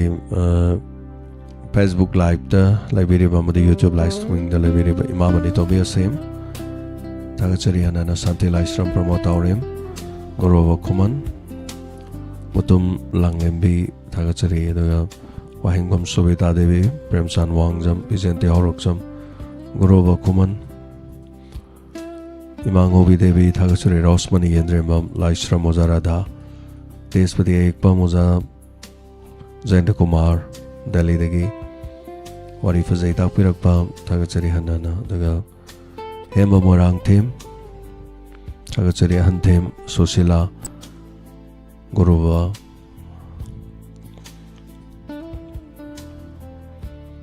तेजपति एकपम चौबी वाहिंगबम सोबिता सुशीला ओक्रम थागचरी मनिहल नौरेम लाइव ता लेबिरी ममी ओइली सिंग अमगा चामरी समथिंग खरायना लाइव ता लेबिरी बसिंग थागचरी करी तोरकदगी करी यावरकनी ना हाइबगी हाइतारे नरांग नहाना sentiment ओइबा खराम यावरसु ngasina sentiment khara watpa haying namu khara watpa ngasigi demo thrilling action yauda yadaba haitai kaigino haitaradi amuk somda tabuk chaluraga halakpa matamda jakel maiken anina karem ka thainarakpa langnarakpa thodok amamu songi imungani yung chinadabagi mu sagate yadaba odana thagachari abujam rainubla sorokhaibam ibemcha kuidrom nungsi tombi thagachari oken ningthojam za oken marup oken yawbidi kunjeswari devi thagachari hanana yawbidi ba sing punamak wari sagarpe yam koi changa se wari yam sangi pungamang maya sangi ngasi gi wari se asigi matek si yawrom dragadi mayam da sunungai ro do ba haitar joymati devi thagachari tajari ko haina takpirakpa thagachari daga tomisna sanjarmam latasna arke thokjomi che meri thagachari yaiphabagi mathokse nuai yaiphabase thawhumgi khaman ba thawhum lora khaman gadra khamba loidra di khangti kainomdi laktoi ne wari se am haidokpudi adam ni na tab nuai ro do mayam khalini yaiphabaga kanoga thungna hallo ajina lami japog yadre ngonda Chanchan Kumari film oina puthodi nungai ne film oi puthodi amo nungai doine aina uninga ba mayam je film da di loi ula doine ba chinna dialogue ne yada ba mayam lai hai tar mam si mayam se film oi puthok padadi ahan magi pe part 1 puthok padadi yam dra su budget lakh 5 lakh 6 adum lei adum change ꯍꯣꯅ ꯄꯩꯁꯥꯗꯤ film ꯄꯨꯊꯣꯛꯈ꯭ꯔ ꯍꯟꯖꯟꯅꯦꯗꯤ ꯃꯅꯤꯄꯨꯔꯗꯗꯤ ꯂꯩꯇꯦ ꯃꯅꯤꯄꯨꯔ ꯐꯤꯂꯝꯁꯤꯗꯤ ꯄꯨꯊꯣꯛꯑꯒ ꯁꯨꯝ ꯄ꯭ꯔꯣꯗ꯭ꯌꯨꯁꯔꯅꯤ ꯗꯤꯔꯦꯛꯇꯔꯅꯦ ꯂꯩꯕꯩ ꯋꯥꯅꯤ ꯑꯗꯨꯉꯩ ꯂꯥꯟꯒ ꯂꯩꯇ꯭ꯔꯤꯉꯩ ꯍꯣꯜꯗ ꯈꯨꯗꯤꯡꯗ film ꯀꯥꯞꯄꯤꯉꯩ ꯃꯇꯝꯗꯨ ꯅꯠꯇ꯭ꯔꯦꯕ ꯑꯩꯈꯣꯏ ꯐꯤꯂꯝꯁꯤꯅ ꯏꯟꯇꯔꯅꯦꯁꯅꯦꯜ ꯃꯥꯔꯀꯦꯠꯇ ꯄꯨꯊꯣꯛꯇꯅ ꯑꯗꯒꯤꯗꯤ ꯁꯤꯅꯦꯃꯥ ꯔꯦꯠ ꯀꯦꯃꯦꯔꯥꯅꯒ ꯅꯝꯗꯅ ꯁꯤꯅꯦꯃꯥ ꯀꯦꯃꯦꯔꯥ ꯁꯕꯇꯥꯏꯇꯜꯒ ꯊꯥꯗꯅ ꯑꯗꯒꯤ ꯐ꯭ꯔꯦꯝꯁꯦ ꯌꯥꯝ ꯆꯥꯎꯕ 12 bit 16 bit ꯄꯨꯊꯣꯛꯑꯒ ꯑꯗ ꯄ꯭ꯔꯥꯏꯝ ꯑꯦꯃꯥꯖꯣꯟ ꯅꯦꯠꯐ꯭ꯂꯤꯛꯁ ꯀꯣ ꯑꯗꯩꯗꯒ ꯑꯗꯨꯃꯥꯏꯅ ꯎꯠꯄ ꯌꯥꯕꯒꯤ ꯀ꯭ꯋꯥꯂꯤꯇꯤꯗ ꯅꯝꯕꯗꯤ ꯑꯃꯨꯛ ꯁꯦꯟꯁꯦ ꯑꯃꯨꯛ ꯆꯥꯎꯋꯦ ꯌꯥꯝ ꯂꯩꯈ꯭ꯔꯦ ꯁꯤꯒꯤ ꯃꯔꯝꯁꯤꯡ ꯍꯥꯏꯇꯥꯔꯦ ꯁꯤ ꯃꯔꯝꯗ ꯑꯩꯈꯣꯏꯗꯤ ꯑꯗꯨꯝ ꯂꯩꯖꯔꯛꯄꯅꯤ ꯑꯗꯨꯕꯨ ꯎꯄꯥꯏ ꯂꯩꯇꯦ ꯑꯗꯨꯅꯤ ꯁ꯭ꯋꯥꯏꯗ ꯑꯗꯨꯝ ꯑꯗꯨꯅꯤ ꯃꯪꯉꯤ ꯀꯅꯥꯅ ꯈꯪꯅꯤꯀꯣ ꯄꯨꯟꯁꯤꯗ ꯇꯝꯕ ꯉꯝꯃꯒ ꯏꯁꯥꯅꯒ ꯁꯣꯟꯖꯜꯂꯛꯄ ꯄꯣꯛꯀ ꯂꯣꯏ ꯍꯧꯔꯒ ꯍꯛꯆꯥꯡꯒ ꯃꯥꯏꯒ ꯀꯣꯂꯤ ꯈꯨꯔꯤ ꯇꯧꯔꯀꯥꯟꯗ ꯗꯤꯔꯦꯛꯇꯔ ꯒꯥꯏꯅ ꯑꯣꯏꯔꯒ ꯁꯦꯁ ꯅꯍꯥ ꯃꯌꯥꯝ ꯁꯤꯖꯤꯟꯅꯔ ꯅꯝꯃꯛꯀꯗ꯭ꯔꯥ ꯄꯨꯟꯁꯤꯅ ꯀꯔꯤꯒꯨꯝꯕ ꯂꯩꯔꯝꯃꯒꯗꯤ ꯂꯩꯇ꯭ꯔꯦ ꯑꯗꯨꯃꯥꯏꯅ ꯍꯥꯏꯇꯥꯔꯦꯀꯣ ꯄꯥꯝꯖꯕꯗꯤ ꯑꯩꯒꯤ ꯃꯪꯂꯥꯟꯅꯦꯕ ꯑꯩꯅ ꯅꯨꯡꯁꯤꯕ ꯌꯥꯝꯅ ꯀꯨꯏꯔꯕ ꯃꯇꯝ ꯍꯥꯏꯇꯥꯔꯦ 2013-14 ꯑꯗꯥꯏꯗ ꯑꯩꯅ ꯁꯥꯒꯠꯆꯕ ꯋꯥꯔꯤꯅꯦꯕ ꯁꯤꯒꯤ ꯀꯩꯅꯣꯁꯦ ꯄꯥꯟꯊꯣꯏꯁꯦ ꯌꯥꯝ ꯀꯨꯏꯔꯕ ꯑꯩꯅ ꯁꯥꯒꯠꯆꯕ ꯌꯥꯝ ꯅꯨꯡꯁꯤꯕ ꯏꯃꯨꯡ ꯑꯃꯗ ꯊꯕꯛ ꯎꯄꯥꯏ ꯂꯩꯖꯗ꯭ꯔꯕ ꯃꯄꯥ ꯑꯃꯒ ꯃꯆꯦ ꯑꯃꯒ ꯂꯩꯃꯤꯟꯅꯕ ꯑꯗꯨꯒ ꯁꯥꯏꯀꯜ ꯇꯣꯡꯉ ꯊꯕꯛ ꯁꯨꯕ ꯆꯠꯄ ꯑꯗ ꯏꯃꯨꯡꯗꯨꯅ ꯅꯝꯗꯅ ꯂꯨꯍꯣꯡꯕꯒꯤ ꯄ꯭ꯂꯥꯟ ꯑꯃ ꯇꯧꯕꯤꯕ ꯑꯗꯨꯒ ꯇꯥꯟꯊꯣꯛꯄꯤꯔꯛꯄꯒꯤ ꯑꯗꯨꯒ ꯈꯣꯠꯄꯒꯤ ꯁꯨꯃꯥꯏꯅ ꯇꯧꯕ ꯍꯥꯏꯇꯥꯔꯦꯀꯣ ꯊꯥꯒꯠꯆꯔꯤ ꯑꯗꯨꯃꯥꯏꯅ ꯇꯧꯗꯅ ꯑꯗꯨꯝ ꯇꯧꯋꯤ ꯍꯥꯏꯇꯥꯔꯦ ꯃꯦꯗꯥꯝ ꯕꯤꯅꯣꯗꯤꯅꯤ ꯔꯣꯜ ꯀꯧꯕꯤꯌꯨ ꯍꯥꯏꯕ꯭ꯔꯥ ꯀꯩꯅꯣꯝ ꯍꯥꯏ ꯑꯩ ꯂꯣꯏꯅ ꯀꯧꯕ ꯉꯝꯖꯔꯣꯏ ꯋꯥꯔꯧꯕꯤꯒꯅꯨ ꯑꯗꯣ ꯊꯧꯔꯝꯗ ꯌꯥꯎꯔꯤꯕꯁꯤꯡ ꯂꯣꯏꯅ ꯀꯧꯗꯧꯅꯤ ꯍꯥꯏꯕꯁꯨ ꯅꯤꯌꯣꯝꯁꯨ ꯂꯩꯇꯦ ꯑꯗꯨꯅ ꯃꯌꯥꯝ ꯁꯨꯝ ꯊꯥꯒꯠꯆꯔꯤ ꯀꯩꯁꯨ ꯀꯥꯏꯕ ꯂꯩꯇꯦ ꯃꯌꯥꯝ ꯊꯥꯒꯠꯆꯔꯤ ꯌꯥꯎꯕꯤꯕꯉꯩ ꯔꯣꯜ ꯀꯧꯕꯒꯤꯗꯤ ꯀꯣꯄꯤ ꯄꯦꯁ ꯑꯃ ꯇꯧꯕꯤꯌꯨ ꯃꯤ ꯂꯣꯏꯅ ꯁꯤꯗ ꯃꯤ 3,000-4,000 ꯌꯥꯎ ꯑꯩ ꯂꯣꯏꯅ ꯀꯧꯔꯗꯤ ꯂꯣꯏꯔꯦꯗꯅ ꯑꯗꯨꯅ ꯑꯎꯕ ꯈꯔ ꯑꯗꯨꯝ ꯄꯥꯖꯒꯦ ꯑꯗꯨꯝ ꯂꯣꯇꯔꯤ ꯐꯥꯎꯕꯅꯦꯅ ꯑꯗꯨꯝ ꯈꯟꯕꯤꯌꯨ ꯂꯣꯏꯅ ꯀꯩꯁꯨ ꯄꯥꯕ ꯉꯝꯗꯦ ꯑꯗꯨꯅ ꯋꯥꯔꯤ ꯄꯥꯔꯨꯕꯅꯦ ꯏꯔꯨꯕꯅꯦ ꯉꯝꯗꯦ ꯍꯥꯏꯇꯥꯔꯦ ꯃꯌꯥꯝꯒꯤ ꯀꯣꯃꯦꯟ ꯂꯣꯏ ꯄꯥꯒꯗꯧꯅꯦꯕ ꯂꯩꯇꯦ ꯑꯗꯨꯅ ꯊꯥꯒꯠꯆꯩ ꯃꯌꯥꯝ ꯌꯥꯎꯕꯤꯔꯤꯕꯁꯤꯡ ꯌꯥꯏꯁꯅꯥ ꯊꯦꯡꯛ ꯌꯨ ꯁꯣ ꯃꯆ ꯑꯗꯨꯒ ꯍꯟꯅ ꯊꯥꯒꯠꯆꯩ ꯊꯦꯡꯅꯕꯗꯤ ꯄꯪꯐꯥ ꯐꯥꯏ ꯍꯥꯏꯇꯥꯔꯦ ꯅꯥꯎꯔꯦꯝ ꯀꯣꯕꯤꯇꯥ ꯊꯥꯒꯠꯆꯔꯤ ꯌꯥꯎꯕꯤꯔꯤꯕꯁꯤꯡ ꯍꯟꯅ ꯋꯥꯍꯦꯡꯕꯝ ꯁꯣꯕꯤꯇꯥ ꯁꯒꯣꯜꯁꯦꯝ ꯕꯤꯒ꯭ꯌꯥꯔꯥꯅꯤ ꯋꯥꯔꯤ ꯁꯥꯒꯠꯄꯗ ꯋꯥꯔꯝꯒꯅꯤꯅ ꯋꯥꯔꯤꯒꯤꯕꯨꯗꯤ ꯍꯥꯟꯅ ꯌꯥꯡꯂꯦꯟ ꯁꯔꯨ ꯑꯗꯨꯝ ꯂꯩꯈ꯭ꯔꯕꯅꯤꯗ ꯑꯗ ꯉꯁꯤ ꯅꯣꯡꯃꯒꯤ ꯒꯦꯝ ꯈꯔ ꯍꯥꯞꯄꯗꯣ ꯑꯗꯨꯅ ꯍꯧꯖꯤꯛꯀꯥꯟꯁꯤꯅ ꯑꯃꯨꯛ ꯆꯔꯩ ꯐꯤꯃꯜ ꯁꯦꯠꯂꯤꯕꯤ ꯁꯤꯒꯤ ꯏꯁꯩꯁꯦ ꯑꯁ ꯌꯥꯝ ꯊꯥꯖꯜꯂꯛꯄ ꯑꯗꯨꯅ ꯏꯁꯩꯁꯦ ꯁꯨꯔ ꯆꯨꯝꯗꯅ ꯁꯛꯄ ꯃꯌꯥꯝ ꯌꯥꯎꯗꯤ ꯌꯥꯎꯅꯤꯡ ꯑꯗꯒꯤ ꯑꯩꯈꯣꯏꯒꯤ ꯄ꯭ꯂꯦꯠꯐꯣꯝꯁꯤꯗ ꯑꯝꯇꯪꯗꯤ ꯀꯥꯅꯤꯡꯕ ꯑꯗꯨꯒꯨꯝꯕꯁꯨ ꯃꯌꯥꯝ ꯂꯩ ꯍꯔꯤꯄ꯭ꯔꯤꯌꯥ ꯀꯔꯕꯝ ꯊꯥꯒꯠꯆꯔꯤ ꯂꯇꯥꯁꯅꯥ ꯄꯨꯝꯅꯃꯛ ꯊꯥꯒꯠꯆꯔꯤ ꯑꯕꯦ ꯈꯥꯡꯉꯦꯝꯕꯝ ꯄꯨꯌꯥꯝ ꯁꯔꯖꯨꯕꯂꯥ ꯔꯦꯅꯨꯕꯂꯥ ꯂꯩꯁꯥꯡꯊꯦꯝ ꯑꯩ ꯄꯥꯕ ꯂꯦꯞꯆꯒꯦ ꯃꯌꯥꯝ ꯈꯣꯟ ꯇꯥꯕꯅꯤꯅ ꯅꯨꯡꯉꯥꯏꯖꯗꯦ ꯃꯣꯍꯤꯅꯤ ꯑꯊꯣꯛꯄꯝ ꯈꯨꯔꯥꯏꯖꯝ ꯃꯦꯃꯤ ꯄꯨꯔꯅꯤꯃꯥꯁꯤ ꯋꯥꯡꯖꯝ ꯊꯥꯒꯠꯆꯔꯤ ꯅꯤꯁꯤꯀꯥꯟꯠ ꯇꯨꯝꯂꯥꯡꯂꯦꯝꯕꯤ ꯁꯨꯝ ꯄꯥꯜꯂꯦꯗꯤ ꯑꯩ ꯈꯅꯥꯎꯗ ꯁꯨꯝ ꯀꯪꯕ ꯍꯦꯟꯖꯜꯂꯦ ꯗꯤꯍꯥꯏꯗ꯭ꯔꯦꯠ ꯇꯧꯁꯜꯂꯦ ꯍꯥꯏꯇꯥꯔꯦ ꯏꯁꯥꯁꯦ ꯐꯠꯇꯕꯅꯤꯅꯕ ꯊꯦꯡꯛ ꯌꯨ ꯁꯣ ꯃꯆ ꯅꯂꯤꯅꯤ ꯊꯧꯅꯥꯎꯖꯝ ꯍꯟꯅ ꯊꯥꯒꯠꯆꯩ ꯃꯦꯗꯥꯝ ꯍꯦꯂꯦꯅꯤ ꯌꯥꯝ ꯅꯨꯡꯉꯥꯏꯖꯔꯦ ꯌꯥꯎꯕꯤꯔꯤꯕ ꯃꯌꯥꯝ ꯍꯟꯅ ꯊꯥꯒꯠꯆꯩ ꯐꯦꯁꯕꯨꯛꯅ ꯀꯃꯥꯏꯅ ꯇꯧꯔꯤꯅꯣ ꯈꯪꯗꯦ ꯉꯁꯤꯗꯤ ꯀꯣꯃꯦꯟꯁ ꯑꯝꯇ ꯊꯣꯛꯑꯝꯗ꯭ꯔꯦ ꯐꯦꯁꯕꯨꯛ ꯀꯔꯥꯏ ꯆꯠꯈ꯭ꯔꯕꯅꯣ ꯈꯪꯗ꯭ꯔꯦ ꯑꯗꯣ ꯐꯦꯁꯕꯨꯛꯀꯤ ꯃꯤꯁꯤꯡꯁꯦ ꯊꯣꯛꯇꯤ ꯌꯥꯎꯗꯤ ꯌꯥꯎꯕ ꯑꯗꯨꯅ ꯑꯗꯨꯃꯥꯏꯅ ꯇꯧꯗꯅ ꯇꯧꯋꯦ ꯃꯥꯒꯤ ꯇꯥꯡꯀꯛꯁꯦ ꯍꯥꯏꯇꯥꯔꯦ ꯁꯤꯗꯤ ꯄꯥꯔꯠ 1, 2, 3, 4, 5 ꯐꯥꯎꯕ ꯌꯥꯝ ꯁꯥꯡꯉꯨꯗ꯭ꯔꯁꯨ ꯐꯤꯂꯝꯗ ꯄꯥꯔꯠ 1, 2, 3, 4, 5 ꯌꯥꯝ ꯁꯥꯡꯉꯨꯗ꯭ꯔꯁꯨ 3 ꯐꯥꯎ ꯄꯨꯊꯣꯛꯄꯗ ꯑꯗꯨꯝ ꯐꯖꯅꯦꯅ ꯈꯜꯂꯦ ꯐꯤꯂꯝꯗꯗꯤ ꯈꯔ ꯁꯝꯖꯜꯂꯒ ꯈꯣꯠꯂꯒ ꯍꯥꯏꯇꯥꯔꯦ ꯃꯁꯛ ꯐꯖꯕ ꯍꯤꯔꯣ ꯍꯤꯔꯣꯏꯟ ꯈꯔ ꯀꯨꯝꯍꯜꯂꯒ ꯄꯨꯂꯤꯁꯇꯨꯅ ꯑꯗꯨꯝ ꯃꯈꯣꯏꯅ ꯈꯔ ꯁꯥꯔꯒ ꯈꯣꯠꯂꯒ ꯑꯃꯨꯛ ꯄꯤꯄꯥ ꯊꯣꯛꯑꯒ ꯑꯗꯨꯝ ꯅꯩꯕ ꯌꯥꯅꯤ ꯑꯗꯨꯕꯨ ꯈꯪꯗꯦ ꯎꯄꯥꯏ ꯂꯩꯇꯦ ꯉꯝꯕꯁꯨ ꯌꯥꯏ ꯉꯝꯗꯕꯁꯨ ꯌꯥꯏ ꯃꯪꯗꯤ ꯃꯌꯥꯝ ꯃꯪꯉꯦ ꯍꯥꯏꯇꯥꯔꯦ ꯃꯌꯥꯝꯅ ꯁꯞꯄꯣꯔꯠ ꯇꯧꯕꯤꯌꯨ ꯊꯥꯒꯠꯆꯔꯤ ꯍꯥꯟꯅ ꯄꯨꯝꯅꯃꯛꯇ ꯀꯠꯊꯣꯛꯆꯕ ꯏꯁꯩ ꯑꯃꯇꯪ ꯈꯨꯗꯣꯜ ꯇꯝꯖꯒꯦ ꯃꯌꯥꯝ ꯄꯨꯝꯅꯃꯛ ꯇꯥꯃꯤꯟꯅꯁꯤ ꯄꯨꯟꯁꯤꯁꯦ ꯑꯋꯥꯕ ꯅꯨꯡꯉꯥꯏꯕꯗꯅ ꯄꯨꯜꯂꯤ ꯑꯗꯨꯅ ꯑꯋꯥ ꯅꯨꯡꯉꯥꯏ ꯃꯔꯛꯇ ꯈꯨꯗꯣꯜꯖꯕ ꯉꯁꯤꯗꯒꯤ ꯆꯍꯤ ꯌꯥꯝꯃꯕ ꯍꯥꯏꯇꯥꯔꯦ ꯆꯍꯤ 15 ꯁꯨꯔꯛꯂꯕ ꯏꯁꯩ ꯑꯃꯇꯪ ꯈꯨꯗꯣꯜ ꯊꯝꯖꯒꯦ ꯅꯨꯡꯒꯤ ꯃꯨꯔꯇꯤ 2001ꯗ ꯑꯩꯅ ꯁꯛꯆꯈꯤꯕ ꯏꯁꯩꯅꯤ Nungi Murti All India Radio da approve tawra matungda sei amakak sakhi maidi thonaba chaklaba thamoi ni haidana sei do sakluba matungda ge ngonda album Priyo Kumar amadi Saros album na puthokpidana aigidama punsigi hanba audio cassette manamki haidaba audio cassette to the yawai sei Nungi Murti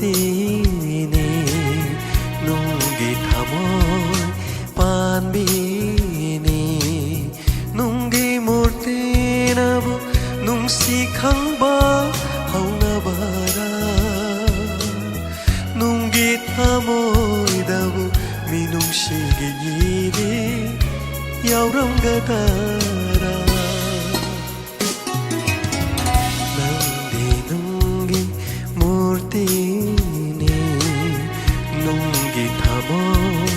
panbini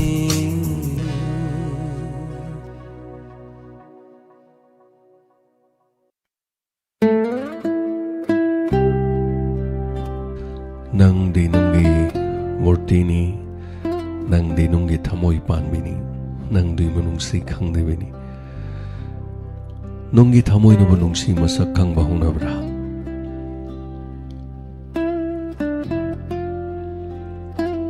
Thagachari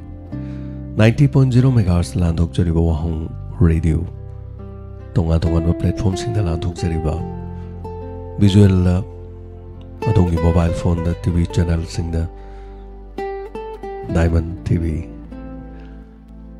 wahong radio ki thorong lo sinjaraga Diamond TV ki John Wick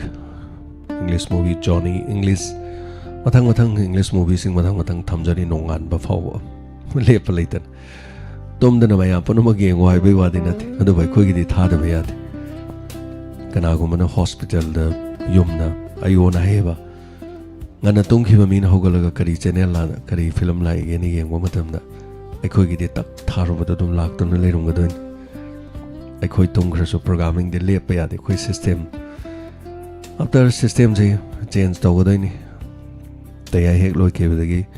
system se potha jaraga topa nova system amana mamit pangthok to ngai du nong leiribani asumna thogol tawjarakli bani hokiba 2022 gi September gi tang mari dagi di system ahing tumdana adugi numit adubani lakliba September gi tang mari da Diamond TV gi foundation day mapok numit haina pangthok jagadori wase asumna Diamond TV na Miyam gidamak radio channel mo oina thogol tawduna laksa khiba chahi taruk ahing nungthil khangana miyam gidamak mukpham thak oi laikhidraba ipai pu sing laikhidraba sa san sing mafam matam chadana laikhidraba mioi ke amarong haiba tare pokpada ngari ba ngang ke amarong gi phomba mafam ori ba mafam da ahing ge atomduna lakhiba matam da gi khajik tang na theijaraga ngasidi Sing by Pai Puging Kolamada Amukhana Mayang Toggle Dozariba, Anova, Mapok Magaloina, Anova Sayona Madamolak 70 Diamond TV, September Gitang, Marida TV channels in the Pogdog, Yauki, and Mit Aduan. Miang Gitangdi, I get in a minute say, I get Hamoida, no I even know it high the week. I don't know, I don't so call vegan. I don't quite get wab and with Amado. Adong na ningsing nangdiraba adong gi kwai gi mamlaba thasi gi hing amani khalaba numit ado adong gi mai thikiba adong gi awaba numit ado numit ado na ningsing laga adong gi thamoi da ta na thin ga da gi sarukudi dugum laba numit adu da adong gi afaba thabak ama hodok piu phattaba ningba kaiba kap ki ba numit ado da adong gi nongai ba numit amana mahut silaga onthok piu awaba numit haidena no gi dama nungai ba numit haidena aduni September gi tang mari lakle kuidre ngaijari khawrang na imai bel sing mafam is sei san ga dori jagoi san ga dori ni leijaba punama kharana sillangaga leijade yamna kanaba taide kher khara tawraga imai bel sing ayuk pung 8 dagina Numidangi pung 7-9 faw isay salaga mafam asida thonggador ngangnaning ba nganasano hainaning ba hainasano migi mapot maral huralo draga lor so draga lor imaibel singi mamitta haraw nungai bagi maning tamado phangjaraga punsi se thawai tha kharsu thaja khradam aduna numit adu khara nangai mayam punomokso support tobiu asigi damuktadi thorom loisin jabagi abalojari panglaba aigi thamoidagi tholokpa asonmo wahai kharana adom da taba nungai taba yaur sunga pegan aigi di maroiba numit amani September gi thang mari wai siga loine nga sigi damuktadi thorom loisin mai abalojari punomapu amukana khurumjari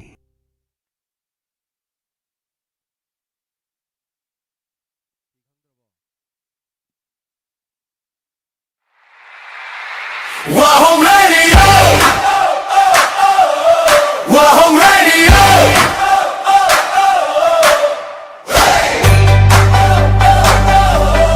WAHONG Radio!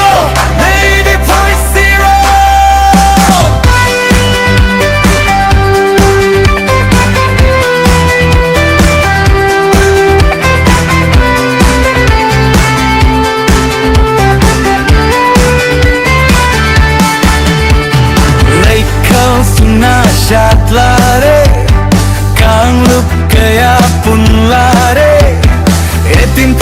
PANTHOI re pumnama